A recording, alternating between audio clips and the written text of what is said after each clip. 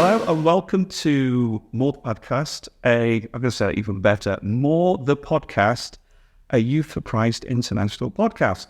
I'm your host, Martin Ainsworth, and welcome to today's episode. Now, I'm going to say, because I keep saying this at the beginning of each episode, I also look at Sam at the same time and go, I think this is episode number 14.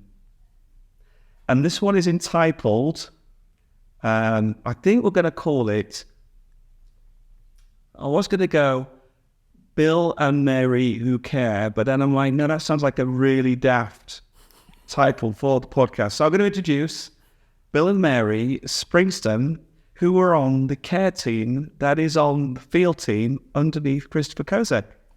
Welcome to you. Thank you. So let's start by saying, what should we call this episode of the podcast? If I said to you, you get to choose the title, what would the title be? Care, prayer, and be there. Okay. It sounds informative and just with the right letter of what we would call cheddar, a little cheesy, to be perfect. That's our motto, actually. It's really. Yeah. Okay. For the care team. And I might call it something like, welcome to our weirdness. Welcome to our weirdness. Yes. Okay. So how would you combine those two together into but 5 words or less? We're weird, but we care. That's pretty good.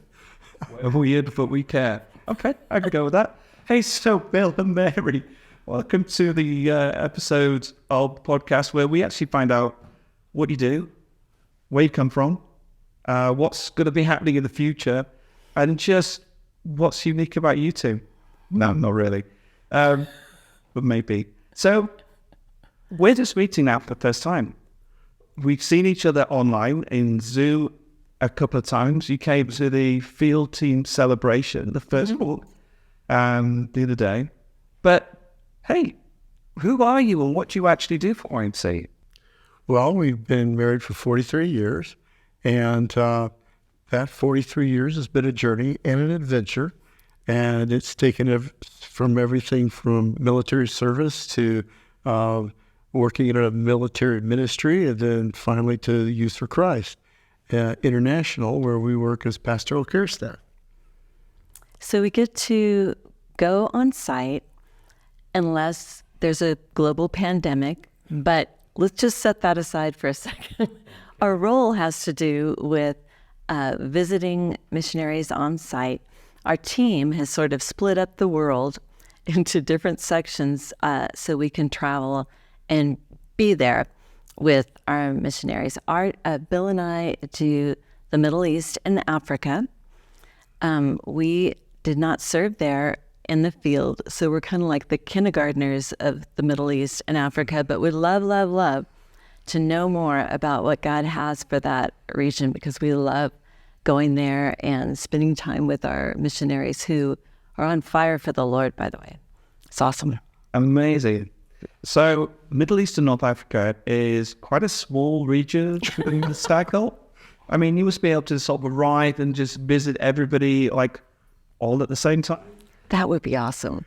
But no, we have done them in separate trips. Only recently, when we got to go back to see our missionaries, we did North and South Africa.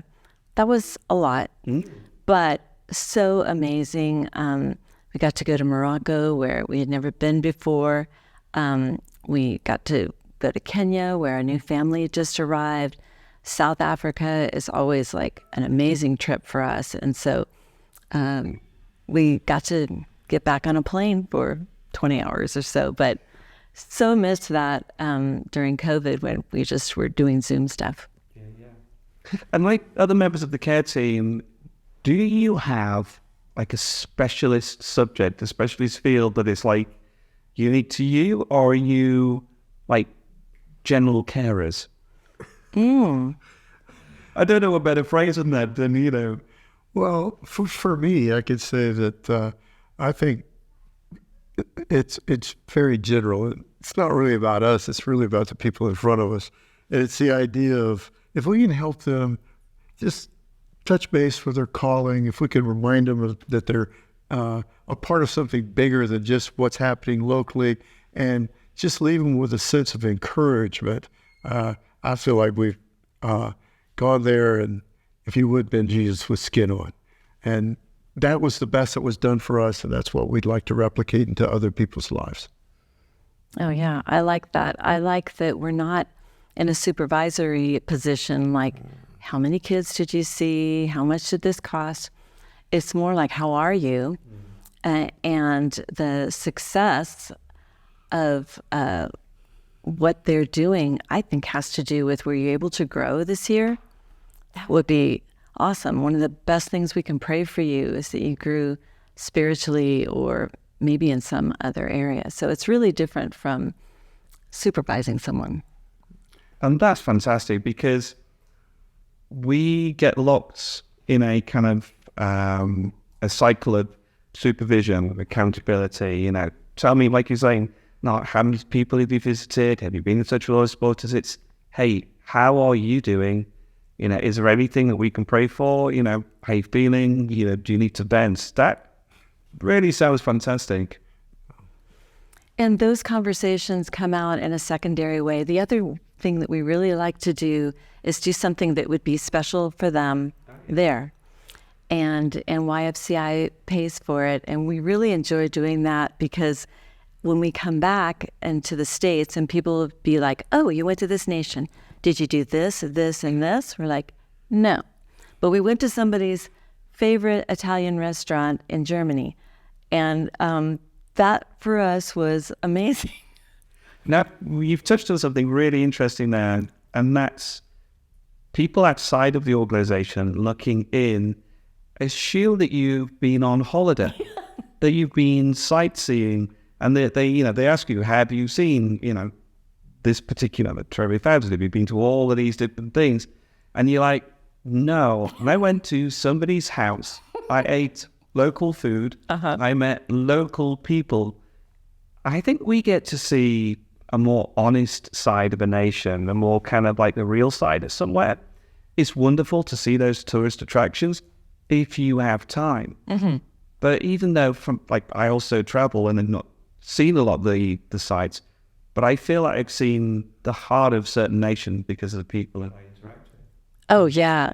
Or even something close to the heart of God that you get to see. I remember one time we were with a family, had really young children who had not seen the ocean. They didn't live that far from the coast, but just the way life goes for a missionary family, it's very focused on one area. And so we did that all together. We took them to a place by the beach, and it was a rough day. I mean, the water, it was scaring me. It was just like, and for two little tiny people who had not seen the ocean, just to see the looks on their faces, we were still just in wet sand, but you could feel the pull of it even there. That's our God. Awesome, powerful. So glad you got to see that. And seeing the look on their faces was almost a sacred thing to me. I can't explain it. Sure. And then we'd taken a kite, and they flew the kite. But what was more important was we saw their dad fly the kite, and they were looking at their dad like, oh, it was just absolutely fun. And that's really interesting, because sometimes there's tension in ministry. People are overloaded, they're overworked, they're just stressed out. Then you guys come along and you're like, hey, let's go somewhere that's, do something fun. Like you say, you have the opportunity to go out for a meal, to take a day out. And it's just a break, from ministry, from the day-to-day, to get a new perspective, to recharge, just to connect with somebody different. I think the other advantage that I would say for you guys is you're not in nation, so when they share with you, they share it confidentially. They're sharing things that they might not be able to talk to with other people. Yeah, I certainly agree with that. And, we've been doing this now for 6 years. And one time we heard something that, ooh, this is kind of bigger than us and it's bigger than you. Yeah. And all we did was say, you need to talk to Chris about this. This is something that's is something you are carrying by yourself, but no, you need to share this with your supervision, if you would. Yeah. And so that way we're able to maintain that balance of confidentiality, but you need some help, and help can. Yeah, that's really important to hear. So there must be a kind of structure to the care team, rather than just a series of entrepreneurial people at care that randomly vanish off into nations and then, have these wonderful fun-based conversations with people and, So what does the care team look like as a structure? Well, we actually, I guess, have three components. We have someone committed to single people, another one committed to kids, and then we have our care couples that are essentially focus on couples. But we also have a group called affinities. And so if Mary and I can't connect with you, then we want to find the right person, because connection is what it's about. And we find that very important.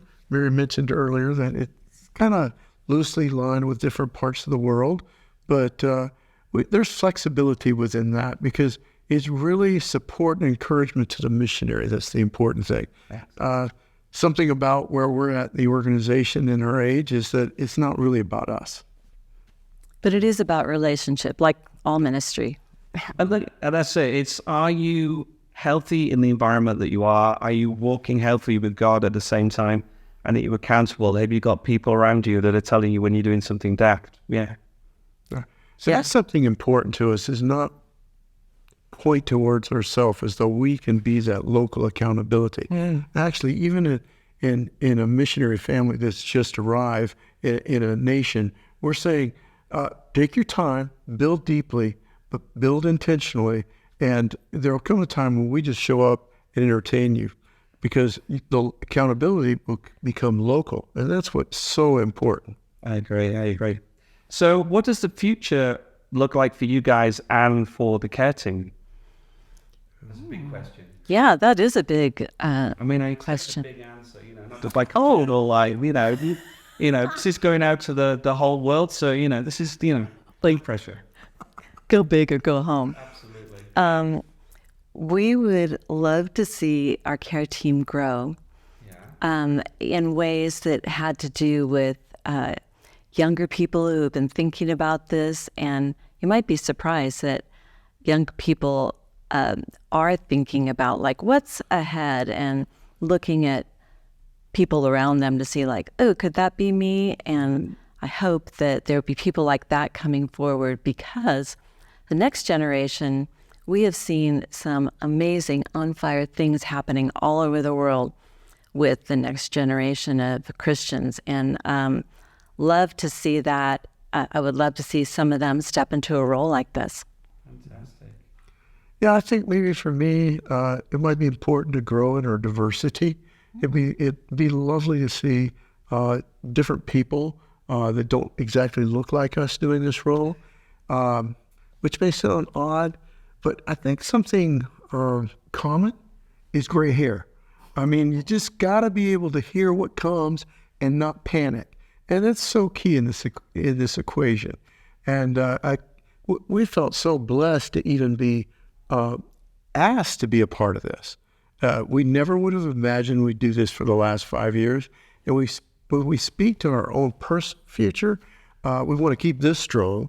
But then on top of that, we're willing to step down anytime we're asked, and especially as that new generation of care people come forward, we're ready to move as the Lord calls, and we love that. I know it's wonderful to hear. It's a case of, I'm in the right place at the right time, but if somebody else with more skills, this is their right time, we are not going to hesitate to step aside and let them in. Yes. Interesting, but absolutely relevant. So you guys are going to be at General Assembly. Yes, we are. October of 2023. Ooh, yeah. I'm giving this podcast a long lifespan by saying October 2023. When somebody listens to it in 2025 and says, what? You'll be there for people to access, to book a slot, to spend time with you, to find out about you. That's going to be interesting. Yeah, we will be so excited about that, as everyone is in our movement is so excited to meet at GA, because there's been so many reasons why it hasn't happened, and people all over the world are praying about it. We'll be excited just to be there to serve in any way we can. Bill and I go to events thinking like we might be cleaning toilets, and that would be awesome. But we would also love to talk to anybody that we could, maybe they would like to talk about something in their life, or maybe they'd just like to say hello. We would love to do that as well. And of course, we love to meet people. Maybe that has something to do with why we're here. Again, it's not about us. And we just like to sit down, and we don't come with a set up agenda or anything like that. We like to let it flow, and we might end up in tears and prayer, or we might just end up with a good handshake, and just appreciated this time with you. What a fantastic opportunity. You can sit and cry, sit and laugh, or just go, okay, see you later. Fantastic. Well, thank you very much for spending a short time with me this afternoon, just sharing what you do and letting people get to know you. Thank you. Bill and Mary, would you like to say goodbye to everybody directly to that camera? Yes, goodbye. Bye, everyone. And also goodbye from me. Thanks for listening. Thanks for watching. Can't even get my words right. Thank you for listening. And thank you for watching podcast episode number 14, looking at salmon and breed. And look forward to seeing you on the next one. Bye for now.